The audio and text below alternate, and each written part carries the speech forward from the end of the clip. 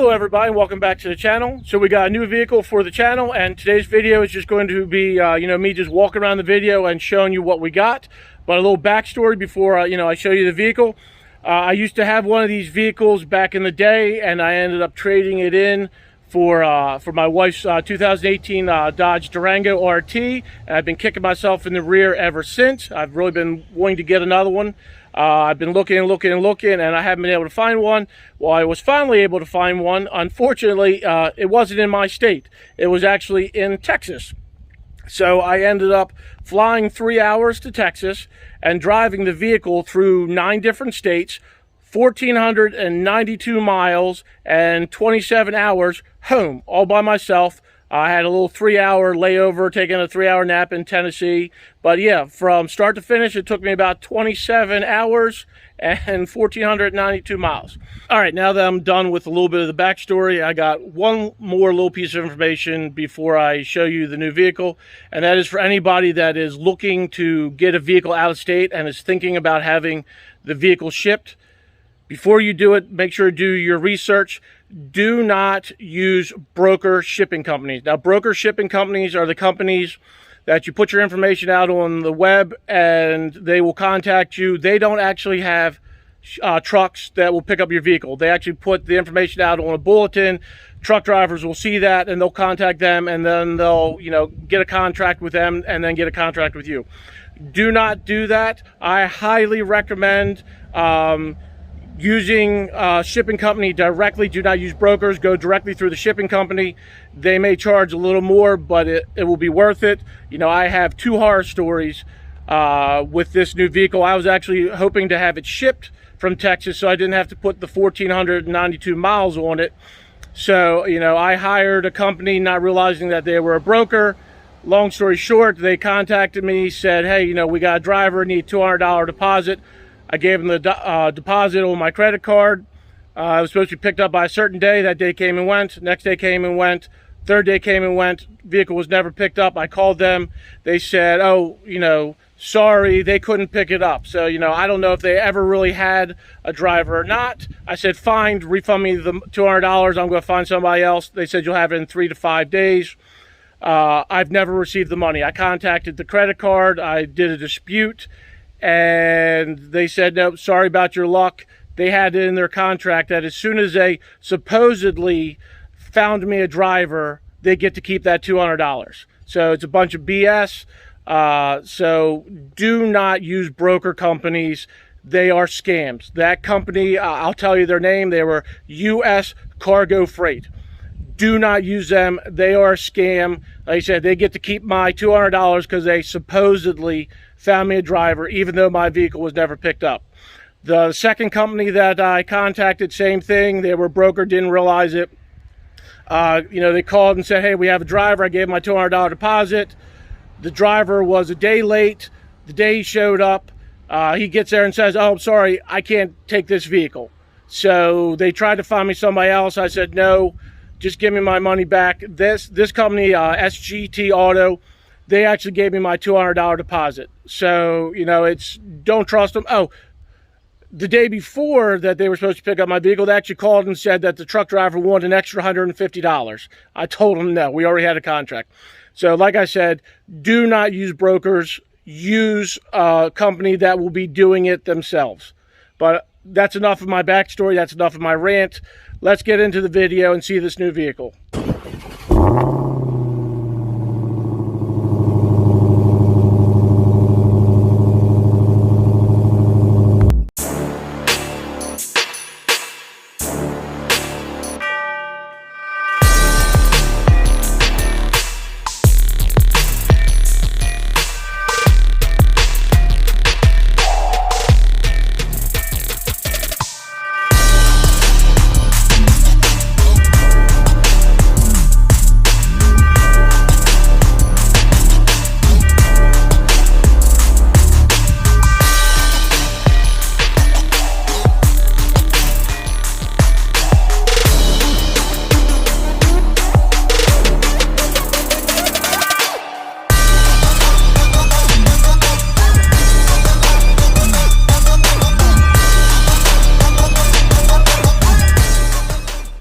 All right, everybody, here it is, the newest vehicle for the channel, a new to us 2016 Ford F-350 Super Duty Crew Cab Long Bed Single Rear Wheel Platinum Edition in Ruby Red Metallic. Now, that's a mouthful.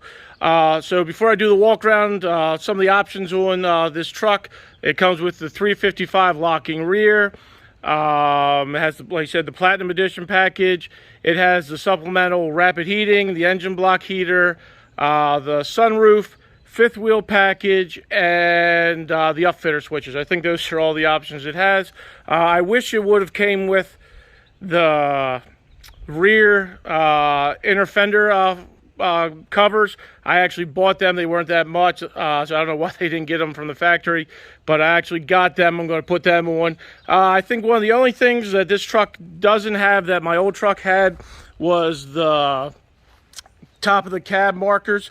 I know you can get them and have them installed. I don't know if I'm going to do that or not. I had them on my old truck. I didn't mind them. I've seen a lot of trucks nowadays without them, so maybe not a lot of people like them anymore. But so now that I'm done with the options, I'll go through the truck. As you can see, the original owner for some reason replaced the platinum wheels with these American Racing 18x10s. I'm not a huge fan of them, so I'm probably going to replace the wheels and tires. The tires are going to need to be replaced. I knew that. I didn't care about it. But yeah, so it's got 18x10s with 35/12/50s. So like I said, I'm probably going to replace them. We've got the chrome side steps. I was debating on replacing them with, I think it's the amp power steps. So when you shut the doors, they go up and hide. It makes the streamline of the truck a little better. You don't have these side steps hanging down there. Leave a comment down below if anybody has them, if they like them, if they had any issues with them. But I was really thinking about getting them. Also, before I forget, this truck also has, there's a nice option that, well, not option, but something that they added to the truck. They actually have the 2-inch or 2.5-inch leveling kit on the front, so that was nice. It definitely makes the truck seem a little taller. And they also have the color matching fender flares. Also, as you can see, obviously the color matching caps. Those other nice options that the previous owners had. But yeah, the fender flares are nice. The leveling kit's nice. Walk around to the front, you got the honeycomb front grille right there. Tell it's a platinum. Keep walking around. Chrome mirrors, chrome door handles, other way to tell it's a platinum. Besides saying the platinum on the side. Oh yeah, also this truck does have the FX4 package. You got the skid plates underneath and the hill descent. They just don't have, I don't know if the platinums just didn't have the FX4, or if they took the FX4 stickers off because they didn't like them. There's another way to tell it's a platinum. You got that tailgate there, or the chrome accent on the tailgate. Not much to it. It's a bed. These are the inner fenders to help, those are the fenders to help keep the underneath of the bed dry and clean from all that debris so it doesn't rust out. We've got our tailgate step here, which I never really used it that much, but apparently some people use it, they like it. There's the fifth wheel package there that I had on my old one. It would be nice if these had some type of light for the inside, especially with having the cap on. I might try and install them, have them installed and just connect the switch to the up switches. Yeah, I don't know, we'll see. Also got the Ford mud flaps, front and back all the way around. Got your little gas cap there with a little diesel in the def, so it's a diesel. I hate that def. But let's jump inside. That's your typical Ford pickup truck. Now the difference, my old one was a Lariat, and on the insides in the center it had the wood grain, but it was a lighter wood grain. And out here on the outsides, instead of it being the dark wood grain, it was like a light silver plastic. Same with this piece right here. For the platinums, it's the dark wood grain. On the Lariats, it was a light silver plastic. You got a couple of scratches here on the door. That was nothing major. Entry guards, good shape. The seats are in really nice shape. Got the platinum on the seat. Open up the back door real quick.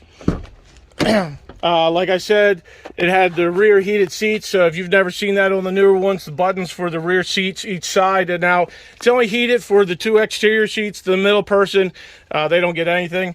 But there's your button for high and low for the middle person to have a heated seat. Like I said, they took very good care of this vehicle, no rips or tears. You can see platinum.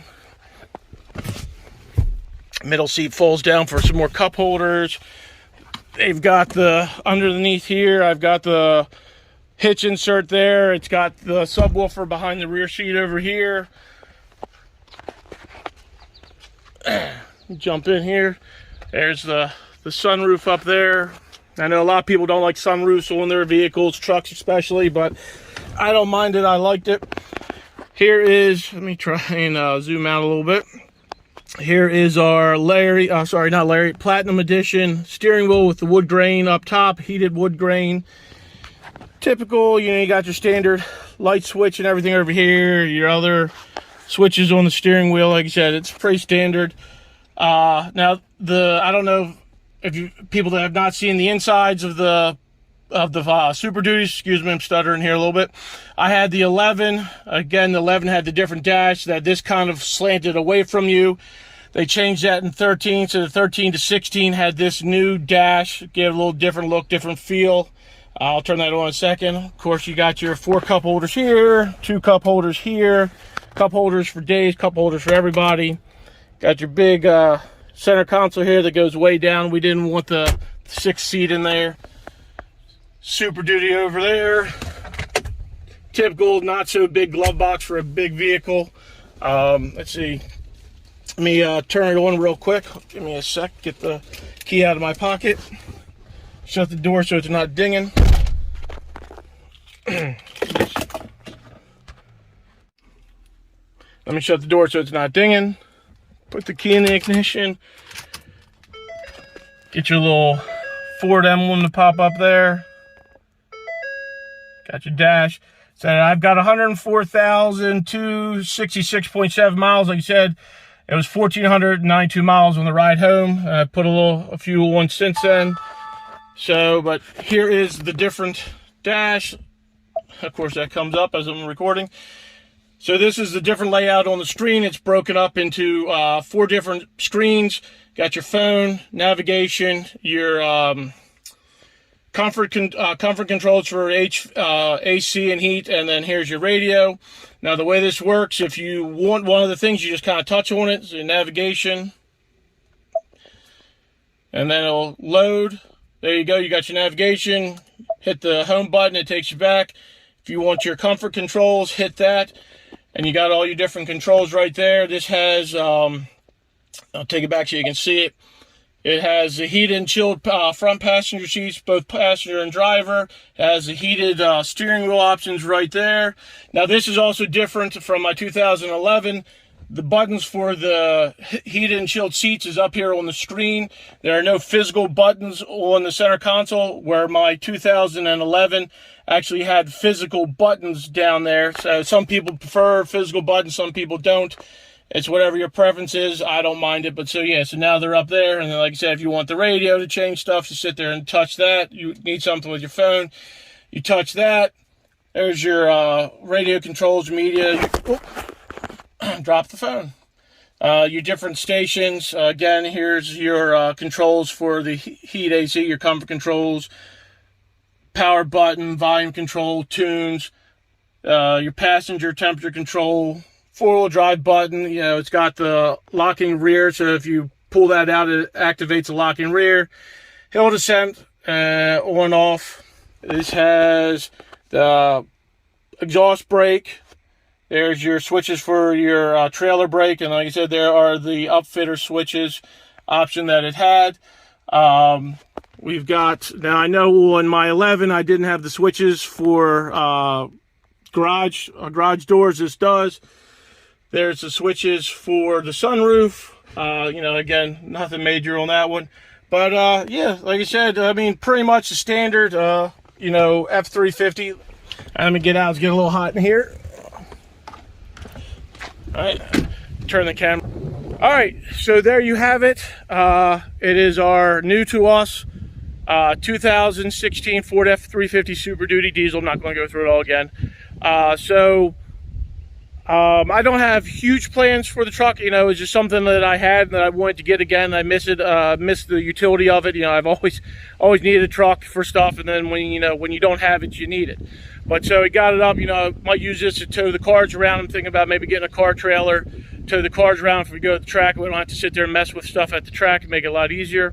Like I said, I'm thinking about maybe changing out the headlights for recon lights, maybe changing out the tail lights, new wheels and tires, possibly, you know, down the road I might, besides the leveling kit, might put an actual lift kit on it, raise it up a little more.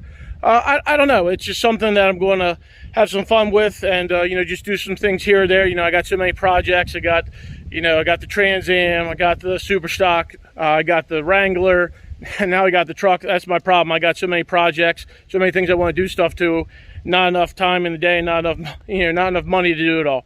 But yeah, so here it is. Here's a quick walk around of the new to us 2016 Super Duty, new vehicle to the channel.